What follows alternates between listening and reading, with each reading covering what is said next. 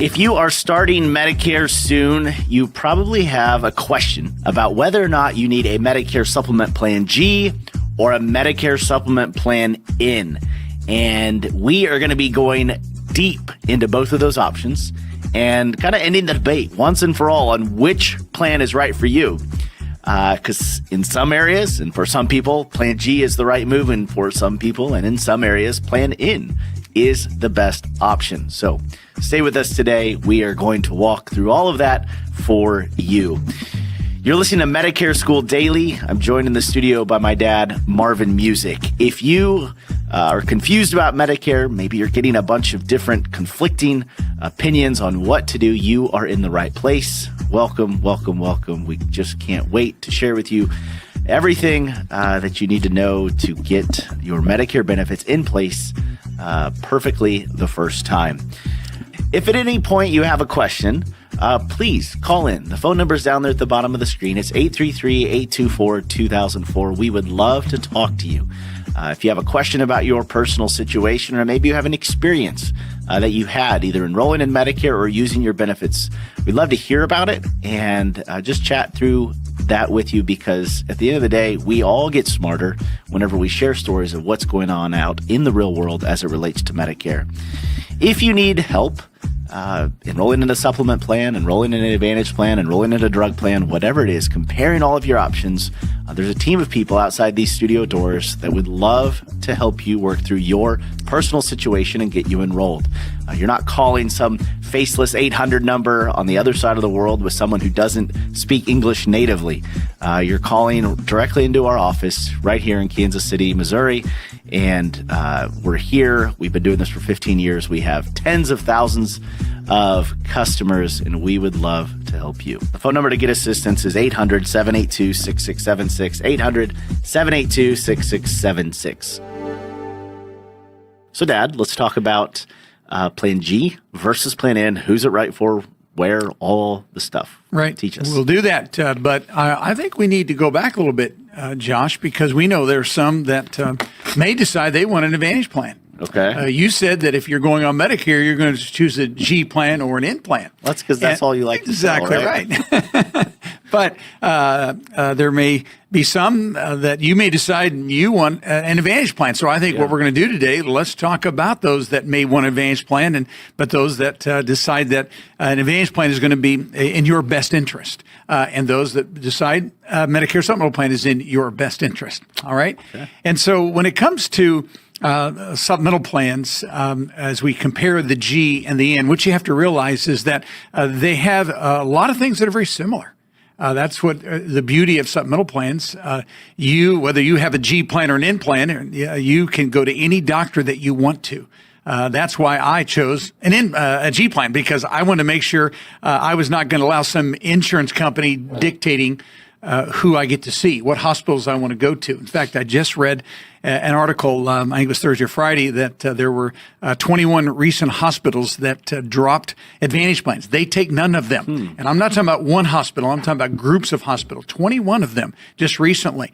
And why is that? Well, because they're tired of the slow pays and the no pays and the issues. This is on Advantage. Yeah, they're on Advantage plans, exactly right.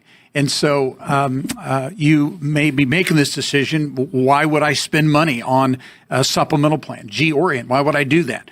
And the reason is because you may have a priority in your life to say, I don't want an insurance company dictating who I can see or who I can't see. And so my point is that when you decide to take a supplemental plan, you can go to any provider that you want to. Whether you have a G plan or an N plan, doesn't matter. There are no networks with either one of those. Well, they have to take Medicare, right? Yeah, well, of course. Yeah. They are going to have to be enrolled in Medicare A and B, so you'll have to do that. But I think that's one of the beauties of supplemental plans, G or N, go where you want.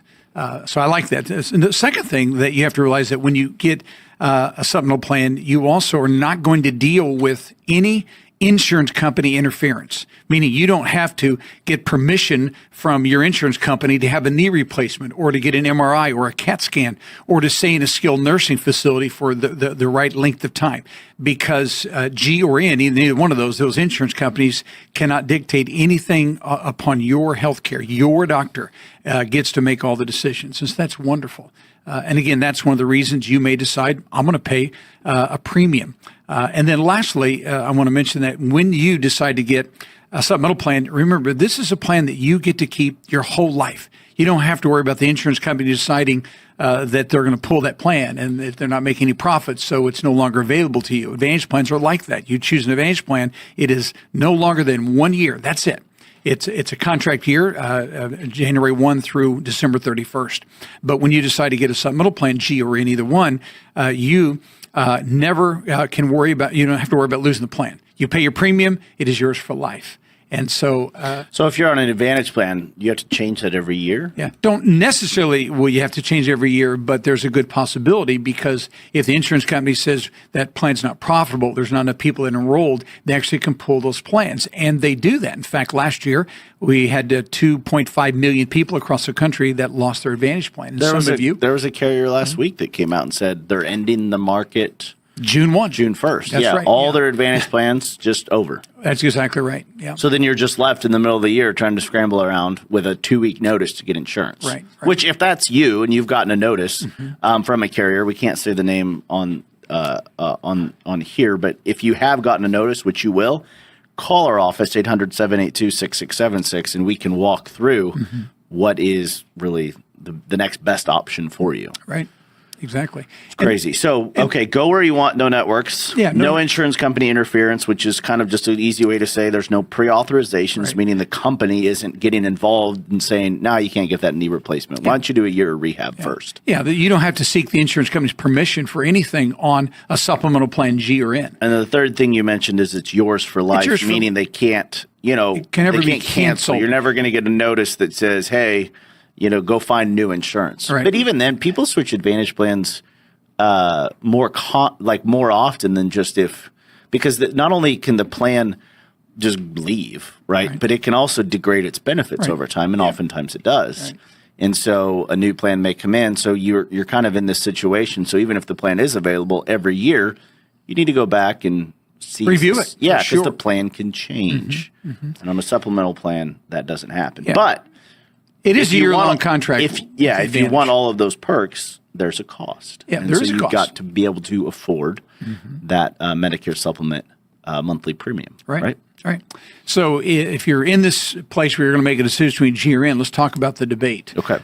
Because I think each of us are a little bit different in what matters. When I went on Medicare, what I wanted, I could afford it, just a little extra. I just decided I wanted the most comprehensive coverage available. And you may be in the same position. You're saying, I don't want to worry about co-pays. I don't want to be concerned about anything other than maybe a small deductible. And if that's the case, then you're going to select the G plan. And about 60% of all Americans today are doing that. So you may decide, I have the money, I can afford the G plan, it's the most comprehensive. So 60% versus 40% for the N? 40%. Yeah, there are some. There's still people that get F plan, right? Yeah, very few, but a few. I would say 1 or 2% may get some type of the plan, maybe a high G or an F or for sure. Yeah. But the majority of people today, so if you're making this decision and you want the most comprehensive and it fits your budget, then you would certainly get the G plan. And why is that? Well, because when you think about Medicare, Medicare pays first, but Medicare doesn't pay for anything 100% other than preventive services. So you will be responsible for the balance of the bill on anything that's non-preventive. And so we call these gaps. And so you have 6 gaps, 3 gaps on the A you're responsible for, 3 gaps on the B.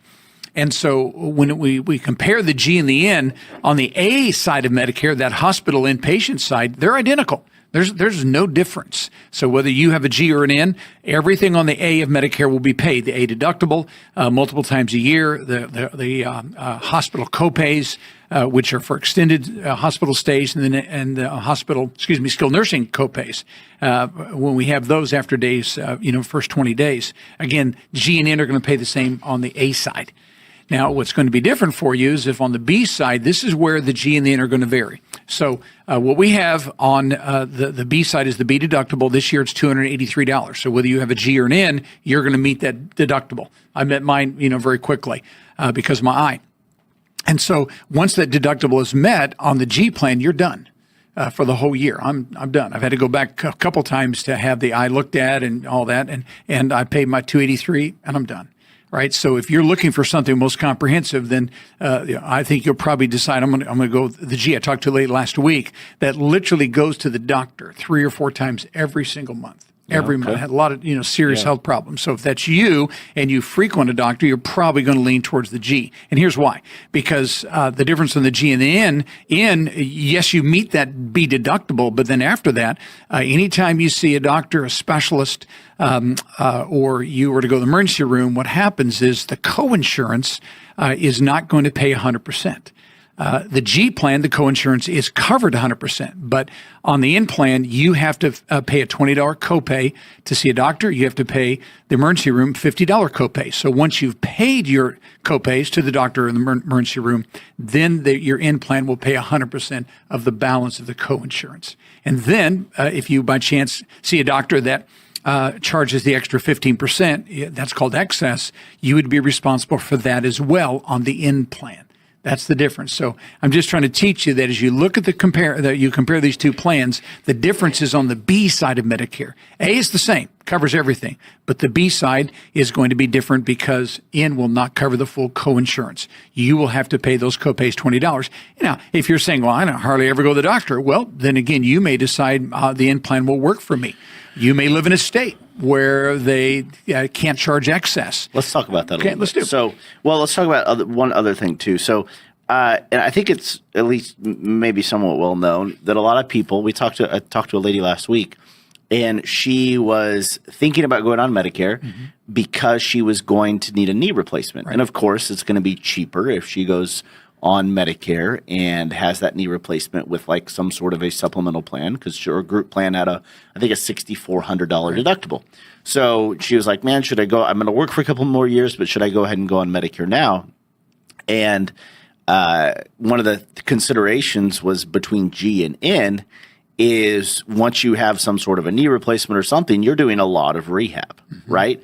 And so in a situation like that, my assumption would be she's going to have some copays for that rehab. Is that true or not? I would say that is not true. Okay. No, I don't think so, because I don't think the copays apply on rehab. It would apply. It's only like going to see your doctor? That's exactly right. Yeah. My understanding is there's 15 different codes for doc office visits, but I don't think rehab would be included in that. Okay. Now, I'm not saying some doctors it definitely would apply, but I don't think the rehab side of that would. Like a physical therapist or whatever? Right. Okay. Yeah, I don't think she would have it that. Doesn't matter between G or N. You're not going to pay that copay. And she's going to have some follow-up visits for sure, with her docs. But as far as the rehab is concerned, I don't believe it applies in that situation. I think I would be curious to know, like, what are those? If there's just so is it literally going to see your primary care for an annual, or is it you go see the doc who did the surgeon? I mean, that's a physician, right? Was there going to be a copay with that? Yeah, or not? I think when they went back to see the orthopedic surgeon, then I think there would be a copay with that. Okay. That's seeing a doctor face to face. But a rehab is typically going to be a physical therapist.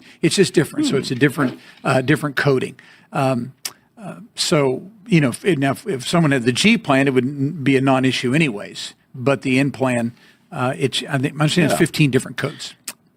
Okay, so I have a question. Do you know? So emergency room has a $50 copay on a plan N, where the G just covers 100%. Right. What is urgent care? Do you know?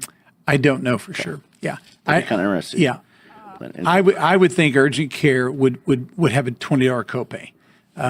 But why? You're seeing a doctor face to face for some type of health issue diagnostic. Probably. That's the way I would see that. Okay. Right. I think I should look find that out. Yeah, and I'd like to know which doctor visits have that copay apply versus not. Right. Yeah. It's interesting. Okay. It is. Okay, let's talk about excess charges if we could. So talked to a guy last week.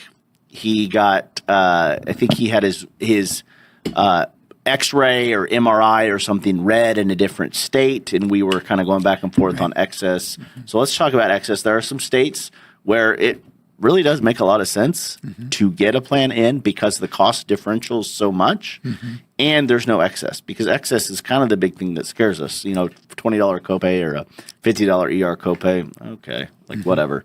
But if you go have a $10,000 surgery and all of a sudden you have that surgeon didn't accept assignment, you got a 15% excess charge. That's an extra $1,500. That's meaningful to many people. So let's talk about excess. All right. Well, as you said, excess does not happen often. I think statistically, we can say 3% of the time or less that it would happen. And the reason for that is because the majority of doctors will take assignment. They're participating physicians, so they're under a contract with Medicare that will not allow them to charge you excess, that extra 15%. So what happens is there's eight states that have some limitations. 6 of those will not allow excess at all. But there's 2 that limit them. So New York would be one that limits it. So New York limits it to 5%. Okay, instead of 15%? Instead of 15%. So why do it? That's why you would hardly ever see an excess in New York. I'm not saying you wouldn't, Sure. but it would be rare. Ohio, no excess. Rhode Island, no excess. Pennsylvania, no excess. Massachusetts, no excess. Minnesota, no excess. Then you have Connecticut and Vermont. And so Connecticut says no excess if you're LIS, low income subsidy. Which how often is that going to happen? You're probably not going to have low income subsidy if you have a Medicare supplement plan. And then Vermont, no excess. And so there's 8 states that cannot charge excess. 8 states that have the limitations. So if you're in one of those states and you get care within, we're not going to worry about excess. But beyond that, the one you're talking about, that person was from Pennsylvania. I remember the caller, Pennsylvania, but someone read it from Indiana. Right. Yeah. And so that doctor charged excess. So that can't happen. But I think what happens is that when people they look at, and this is what I would encourage you to do, to compare the G and the N. For instance, Josh, I have a G plan, just started in January. And in Missouri, the difference between G and N was $35 a month. What's 35 times 12? $420. Okay. Yeah. So I could have saved $420, but now I'm responsible for excess. I have copays and those kind of things. Yeah. So for me, it was a pretty simple decision. Sure. And I think for most people, if it's going to be $50 a month or less, they're probably going to lean towards the G. Why hassle with copays? Why put yourself in a position where you are even taking on the risk of excess? And may I remind you, just because there's only 8 states now that don't allow it doesn't mean that could change. We could see more excess being charged or less excess in the future. So I think the thing with that is, like, I guess the way my perspective is, if all of a sudden a ton of doctors started charging excess and the Plan G had to cover it, the Plan G prices are just going to go up. Like, I don't think you're probably saving a lot of, like, that, what that happens in the future? The Plan G, like, it's not like insurance companies have piles of cash that they're like, at a certain point, they're making all the numbers work. And if all of a sudden they're starting to pick up an expense, like an excess charge, because all these doctors are charging it, what are they going to do? Yeah. They're going to turn around and they're going to make you pay more for your Plan G. So, but what's the alternative? Being on the Plan N and paying the excess out of your pocket. Right. So what would you probably rather have? Probably the transfer insurance. The risk. Yeah. Exactly. Yeah. So when you are making this decision, you have to decide what's going to give you most peace of mind. And for me, it was worth the extra $35 a month to have the peace of mind knowing that I only have one bill a year, and that is the B deductible. And you may think the same way. Or you may say, you know what, I haven't gone to the doctor for 15 or 20 years. And so you may be comfortable with an in. And just so you know, I don't think it's ever a bad decision to take an in plan. No. I think it's very good. In fact, we know in some states, and you may be in one of those, and there's sometimes $100 a month difference between G and N. And so it is truly a more budget-friendly option with just a little additional risk. But again, if you're seeing a doctor multiple times a month or, 1 or 2 docs, I would go ahead and get the G plan. That way you don't have the hassle with it. What about people who say, the Plan G it's going to have less rate increases? Mean in will have less. Pardon me. Yeah, Plan N is going to have less rate increases. Yeah, I mean, obviously, you don't really. Feel and I would say that across the board, we can't. Well, I'd say we could prove that with maybe some blocks of business, but across the board, it's not like people are not using their in plan. They are using their in plan. Sure. Yeah. So that's what causes price increases to occur. And as I've seen the ones that have been coming out this year, it's been on both. Yeah. Right. Yeah. I do think there was a little period of kind time. of gap in time where the Plan G was increasing a little quicker than Plan N. But from what I see, it's just the same now for the most part. Yeah, I don't think anyone can guarantee you that the N is going to be more stable long term. Yeah. I mean, the prices are $50 lower, and so if they take a 7% increase, it's going to go up, Whatever, a little less because of that.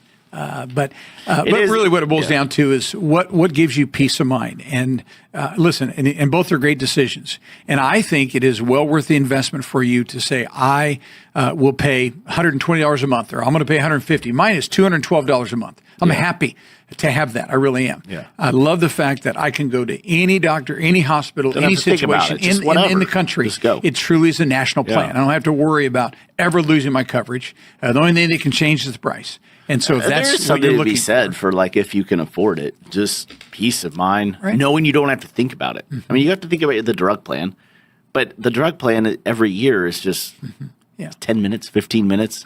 For some people, if you take a lot of meds, it can definitely be a little bit more. But I mean, if I knew I could get it, obviously I can't yet. Maybe another 30 years, Medicare's around. If you knew you could get a plan and it was just yours forever, sign me up. I don't like to think about it. I don't like to try to figure out what's the right plan, which you do when you go on an Advantage plan. Literally, you have to have a meeting with someone, or you have to read through all these documents. I've been going through Medicare.gov lately, just doing this program every day. It is terrible for Medicare Advantage plans. I can't even get to the information that's relevant. No, you can't even find this summary very high benefits. in the drug. Yeah, right. Yeah. This is wild. So unless you work, I guess, with a broker, like somebody like us, I don't know how. Well, why does it happen, Josh? I'm telling you why those sites are pitiful. Because there's nobody that's been in the business that has to use those sites. You're talking about people. I mean, not to say they don't care, but they have a desk job. And all they're doing is putting generic information in. They have no idea the relevancy. I can't ever get an answer in there. Yeah, well, they have no idea. Yeah. And so when you're in the business, then you understand. I did a live workshop not long ago and had one of the SHIP counselors that showed up. And she asked me, why don't you recommend SHIP counselors? I said, well, the reason is because, number one, I know that some of them know what they're doing, but some of them don't. In fact, there's a government report that came out recently that said they were thinking about dropping the program because of that. Yeah. And that's not to badmouth them. That's just simply to say, and that's what I said. Are they paid or is it just volunteer? No, it's all volunteer. And so what I said, when you all are not in the business, there's an aspect of our business that you don't understand. Yeah. Yeah. And so that's exactly what it is with people who upload information to Medicare.gov. They do not understand the whole of the business. Yeah, I haven't found I was looking at someone's drug plan last week on Medicare.gov, and it doesn't differentiate the cost of each of your individual meds. It just says all of your meds will cost you this much. Right. How are you supposed to make a great well, that's fine for making a decision, but it doesn't tell you if you were to try to go see what, should I get this med at this pharmacy or this med at that pharmacy, it doesnn't do that. It's kind of interesting. Yeah. And yet that's where they're trying to drive everybody to that. Yeah. Which is unfortunate, but yeah, that's where we have to go today. Let's get to our first caller. We've got Adrian in Florida. Adrian, welcome to Medicare School Daily. I understand you have a question. You're covered under your wife's insurance, so why don't you tell us a little bit more? Yeah, hi. How you doing? How you guys doing today? Doing well, thank you. Okay. Yeah, my wife, I'm covered under her medical benefits, and I also receive Social Security, so I think I'm automatically, through Social Security, they automatically place me under A and B. Correct me if I'm wrong, but I'm just looking for direction on what should I do. Should I keep just A and continue with Aetna, our provider? So I was listening to Marvin last night. I got a little bit of it, but we do pay into it HSA. And so I'm just looking for your suggestions. Okay. First off, is your wife going to work, Adrian, a little bit longer, a couple more years, 5 more years? What do you think about that? It's indefinite. She's a lot younger than I am. No judgment call here. Okay. Yeah. She's So meaning, she's not planning on to retire in the next 6 months to a year. Right. Okay. Correct. Okay. That sounds good. Have you been pleased with that Aetna plan? I don't have any complaints per se. I haven't looked at it that deeply. Okay, and But that's is fine. there other options? Do you know what it I see. cost your wife to cover you on her plan on a monthly basis? That's a good question. That was part of my inquiry. Yeah. I don't really know. Okay. I wonder if there would be Yeah, you need to find a that out. deduction. Yeah, Adrian, find Yes. out, and I'll tell you something else you need to do, sir. I want you to find out if if you came off the plan, what would it cost her by herself to be on the plan? So it would be employee only or an employee plus spouse. But you're not going to really know what to do with Medicare until you find the answer to that. And then we're happy. We'll give you enough information today to to really help you. But you need to know that. What's it cost her to cover you on the plan? Now, and then the second thing you want to know is if you were diagnosed with cancer or you needed to have a hip replacement or knee replacement or something happen that could be on the expensive side, what would that cost you? Would it cost you $5,000? Would it cost you $10,000? Meaning, what is your deductible and what is your max out of pocket on that Aetna plan? Okay. Gotcha. So you need to find that out. Very good. All right. So the other thing I want to mention to you, and Josh, you can come in anytime, son, but I also want to make sure, and you told me that you're on Social Security. So that means you should have received your Medicare card in the mail about April 20th. Did you get that card? I did. You did? Yes. Okay, that sounds great. All right, Yes. very good. All right, Josh, you have something you want to tell This him? is like a plan ends probably $200. So I don't know if you just want to kind of work through that scenario. Okay, on so ends he can- 200? Yeah, so he can Okay. at least compare. All right, so the two plans that the majority of people are going on right now, and what you would decide between would be the E and the G plan. And so, just write this down, if you will, please. I want you to write down the G plan is $260 a month in Florida. Your zip code. Yeah, 260, 265. Okay, right around just call it 260, and your end plan is $195. So $195 to $200. All right, now you and your wife, is your all's income below $218,000 a year combined? Yes. Okay, very good. So Yes. we'll write down then your Part B premium is going to be I'm gonna round up a dime. So it's $203 because it's really $202.90, but let's do $203. And that's whether you have a G plan or an N plan. Okay, so far right now we're at $463 or we're right at $400. Okay, it's $395. And so that's our B, and that is our G plan. Do you take any medications? Yes. And what are you taking right now? Oh, blood pressure. You take a generic lisinopril. You taking a Norvasc, Losartan. Okay, Losartan. Okay, very good. Yeah. And are you taking anything for cholesterol? No. Okay, anything Well, else? wait a minute. That'd be like some kind of a statin. A lot of people take a torvastatin. There's a variety of cholesterol meds. Oh, I take Jardiance. Oh, you do take Jardiance. Okay. You want to put that in Yeah. there real quickly, son? Why don't you put a Jardiance in, and then we'll give you a ballpark here on like a Part D plan. So you're taking Jardiance, you're taking Losartan. Anything else? Norvasc or lisinopril. I guess it is. No, it's not lisinopril. It's amlodipine. Amlodipine. Okay, that's a very inexpensive generic as well. But we want to look at the Jardiance. All right. Amlodipine, Jardiance. Yes. What was the other one? Amlodipine, Losartan, Norvasc. and Jardiance. Okay. So is Norvasc the brand name? The same as amlodipine. Sorry. Okay, that's right. It's the same as amlodipine. Yes. Okay. Is that everything? Yes. All right. Okay, so let's go back to this. He's going to give us a Part D plan. So right now, when you pay for your Jardiance, what's it cost you out of pocket to pick it up at the pharmacy? It's not. It's not charging me now. Oh, yeah, I'm not. So your paying it. Jardiance is zero. It's covered. Yeah. Okay, very good. And no Did you copay. was it January and February? Did you have to pay anything, or was it just always zero? As far as I know, it's always been zero. Okay, yeah. Okay. So he'd have to pay it's $0 plan. He'd have to pay the deductible, and it's about $75 a month. About that. Yeah. Okay, very So- good. Okay, so let's say about 70. Okay, so here's your numbers that you can compare to right now. So there's a zero there, and you said 75 a month after he met deductible. So you know what the retail cost was on that? Yeah, you know. Well, he's going to meet the deductible in a couple months. Okay, it's a couple Like- months. oh, yeah, So yeah, then yeah. maybe $300-400 Okay. probably. All right, so We'll call it 4 months. Yeah. So that'd be 300. So we'll just call it $1,000 for his meds. Yeah. All right. So here's your numbers. If you were to go on Medicare and you chose a Medicare A and B and you had a G plan, that's going to cost you about $465 a month. $465. Okay. And what you're going to spend out of pocket beyond that is going to be about $1,300 for the whole year. That's for your meds. That's meds. And to pay the Part B deductible, $283. Yeah. So just call it $1,300. So let's just keep it simple. That's about $100 a month there. So that direction, A, B, and a G in your drug plan, you're going to be out of pocket everything about $565 for the whole month. And then if we went with an in plan, that's going to save you it's going to be about $500 a month.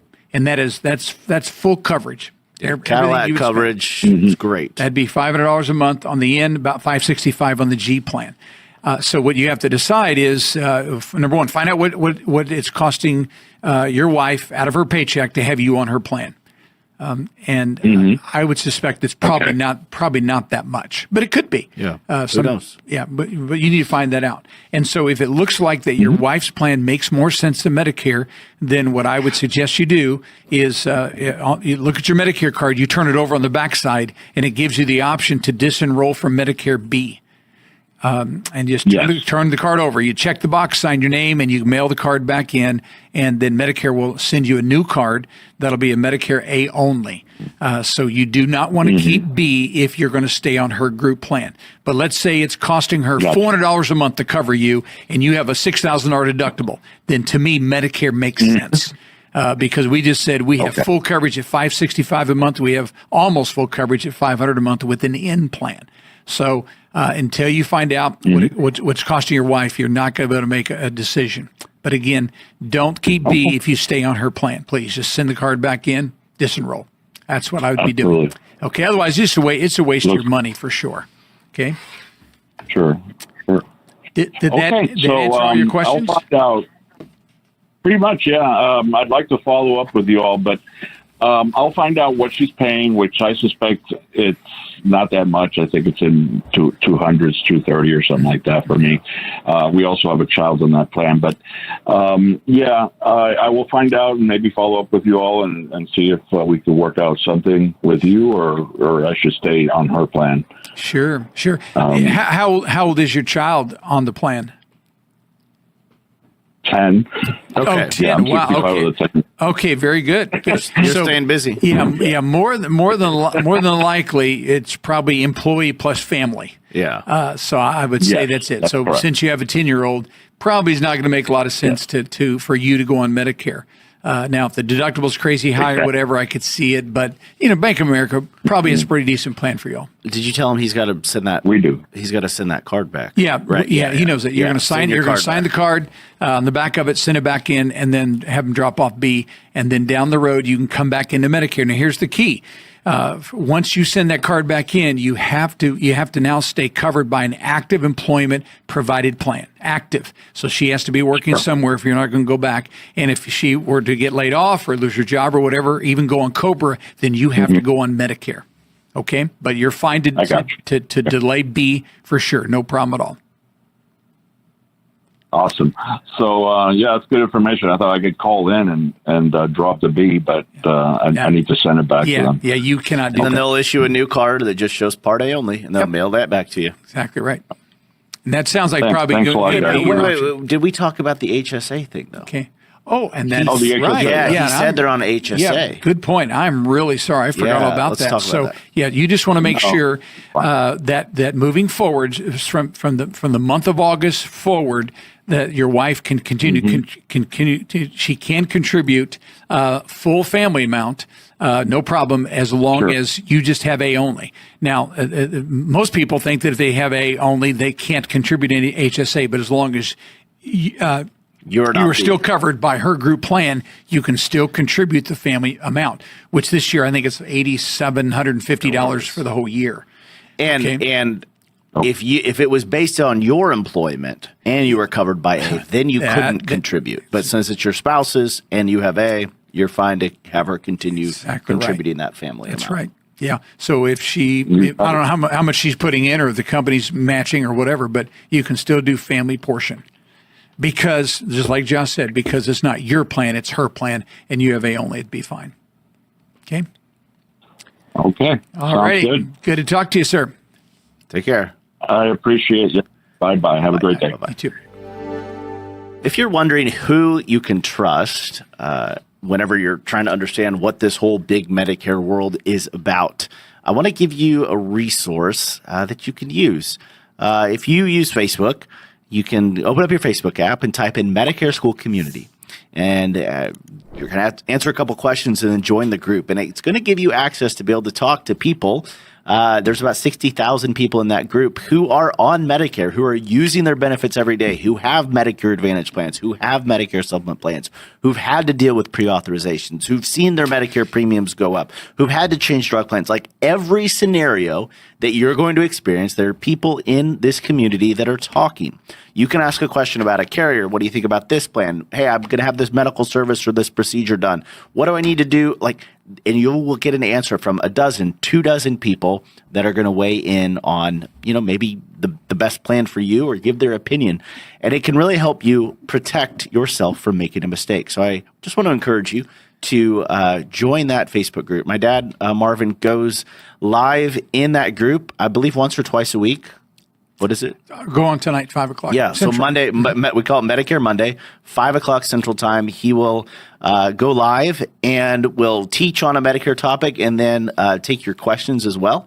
And so I encourage you to join that. It will be a great resource for you. You will learn a lot. You'll keep yourself from making mistakes and hopefully, learn how to get the right coverage for you. So we're going to answer a couple of comments that are from people inside that Facebook group. But if you want to join, open up your Facebook app, go type in Medicare School Community and answer a couple questions and click join group, and then you'll be instantly approved. I'll say Carlos, May 8th said, I signed up for Medicare today, and if I'm reading this correctly, Medicare is going to be really expensive for me because the last 2 years I've been selling my property so I can retire. So my income was really high, and they use that to calculate my Medicare payments, even though from now on my income is going to be way lower. Will I be able to adjust my Medicare payments in the future once my IRS returns show significantly less income? He can. In fact, I've had this happen before. Same scenario. Had a guy that had 150 single-family homes. That sounds like a pain. Yeah, he sold off 2/3 of inventory, went to 50. And so what we did we appealed to Zerma using the work reduction. Exactly right. So obviously he sold his property, so his work is going to go down. So sure. I would appeal in IRMA for sure. So what's happening, if he's going on Medicare this year, they're going to look back at 2024 to decide the Part B premium. And so if that's you and you had this situation happen, what you do is you do work stoppage or work reduction, and then you would give them the new numbers for 2026. And so in 2024, if he sold properties, we're going to appeal now. And next year, 2027, sounds like he sold properties in 2025. So he's going to have IRMA a couple different years, but he can use the work reduction reason. And then when he sells all of his properties, then he could do work stoppage. And it's true. So what's the point? Because we've talked about this before. Like if I have a rental property and I sell it, and so I'm not getting that income anymore, is that a life-changing event? Yeah. And I think we've said no. No, that would not be. That's totally different. This is someone who sounds like that's what he did for his living. Job. Yeah. Okay. So, I mean, in my opinion, it's not whether if he worked at some large corporation or he had his own business. Sure. He is still working less. So I think he has every right to. So what's the point? Is it like 1 house, 2 houses, 100 houses, 10 houses? Well, I think if job? it's someone's full-time job, then I think they have the reason to say, I'm now working less, or I've totally, no longer working. That's the way I would let's say he had 2 properties. Mm-hmm. Yeah. He just I wouldn't call that if that's not a full-time job. Yeah. No, that's just an investment. Yeah. For sure. Obviously, your guy who had 150. He did. That's a lot of people's full-time job at that point. Yeah, that is full-time employment. It's all he did. If someone has 2 rental properties, then they're probably working some of the job, and so would be legitimate. So it's going to be a little dependent. Mm-hmm. The second part of his question, I think, though, is relevant. So let's say he did have like a property or 2, not really legitimately his job. It was just an investment. He sold them, so he didn't have to deal with it. The second part of his question is still relevant. Will I be able to adjust my Medicare payments in the future once my IRS returns show less income? The answer is yes. We talk to people who think, if they enroll into Medicare and they get this IRMA, this surcharge because they made a lot of money, that's what their Part B premium is going to be forever. And that's not the case. No. Right? Yeah, Part B premiums are reestablished every year. Recalculated every year. Right. Always And looking so, back to Carlos, I mean, it's going to go down in the future anyway. But you might as well appeal it now. Why does he want to pay for a year or two? Well, he's going to have to get his IRMA bill first, and then he can appeal it. So what I would be doing if I were him, we're talking about 2026 starting Medicare. He's clearly going to get an IRMA from 2024. So set a date. When did you close on that last property where you've reduced your inventory? So pick the date, and I would call that my semi-retirement date, and then I would say work reduction. Exactly right. And then once he liquidates fully, work stoppage. Okay. Let's go to another question. Okay, May 8th, let's see, Fun Hedgehog 2321 says, I am losing my employer health care due to dropping to part-time. Is there any form I would need for Social Security to prove that it was dropped and to get my Part B started? Good question. Okay. I mean, it's kind of interestingly worded, but exactly right. So in order to get the Part B started, it sounds like you already have Part A. So if you are beyond your basically 4 months of your 65th birthday, you're going to have to come into Medicare using what's called the SEP, Special Enrollment Period. So the paperwork is not really notifying, Social Security about anything. It's really notifying the Social Security agency. It is kind of, but it's not for Social Security. It's Social Security manages the Medicare enrollment. That's right. So you would get the L564 is the form you're talking about. L564.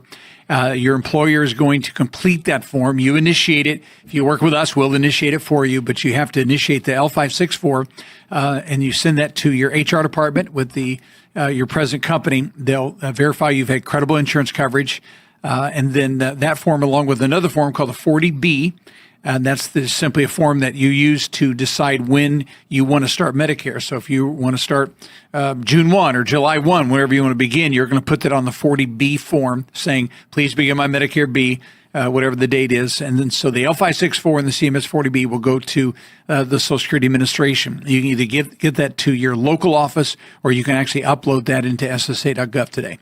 That's what you do. And if she had multiple employers in the time that since the time she turned 65, she would need multiple L564s to prove all the way back. Yeah, we have to have credible Didn't we have a coverage. guy once who had like 8? Well, I've helped someone that had 4. Okay, 4. Okay. Yeah. So yeah, and what happened was he was a consultant, but he would go on the payroll as an employee. Insurance. Okay. Yeah. So he just got moved around. Yeah. What happens when like a company's gone out of business? Yeah. Well, officially, you actually can fill out your own L564. Who signs it? And you just leave it unsigned, and then you'd put a note in there that I cannot get it from my employer. I've had that happen a couple times. I didn't know that. Yep, you can't. Now, I would suggest we go through the HR for sure, but technically you could do it on your own. Now, what's going to happen then? You better have proof of that. And so that's payroll receipts or something. that or every year the insurance companies will send you a credible coverage letter saying that you were covered. Really? Oh yeah, they're required to do that. Oh sure. Yeah, once you turn 65, they'll even do it before then, but they have to at 65 to say that you've had credible coverage. Makes sense. Yeah. Okay. Yeah. Typically, we're using the L564, but if we can't get it, you do it on your own. And if you got audited and they say prove it, then again, pay stubs and the annual letters of credible coverage can be used. Okay, Herbert says, I'm 73 years old. My wife is 70 years old. We live in Florida. I have a supplement plan G with Mutual of Omaha. The premium is very high. Am I eligible to change to a different company if it is cheaper? All right. Well, you got, one thing going for you is in many places in Florida, supplemental plans are pretty high. But also, Mutual of Omaha can raise their rates as well. Right. So he can move, but in the state of Florida, he's going to have to medically qualify to move from G to G or G to N.